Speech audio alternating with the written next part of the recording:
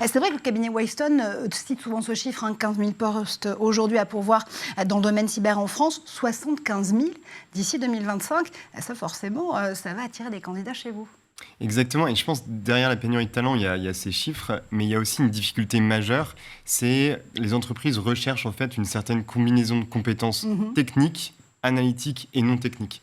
Et c'est ça derrière, il faut l'expliquer, c'est pour ça qu'il faut des écoles dédiées à la cybersécurité pour construire des nouveaux programmes qui répondent justement à cette combinaison de compétences assez difficiles à trouver.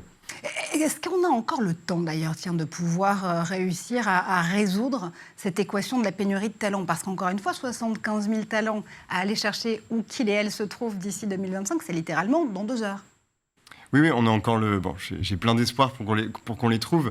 Et effectivement, c'est notre rôle d'école d'aller parler aux lycéens, aux collégiens, pour leur présenter la cybersécurité sur une autre forme. Donc oui, c'est pas que technique, mais c'est quoi? On pourrait se poser la question, parce qu'on dit souvent, c'est pas réservé uniquement pour les geeks à suite à capuche, mais c'est pas pour ça que tous les gens qui n'ont pas de suite à capuche vont faire de la cybersécurité.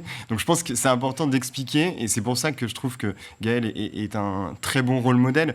C'est qu'à partir du moment où on est curieux et qu'on veut comprendre comment fonctionne une machine, et qu'on a une volonté un peu de remettre la tech au service de l'homme, ces deux capacités, ces deux traits de personnalité sont essentiels, et on peut apprendre ensuite plein de compétences pour faire de la cybersécurité.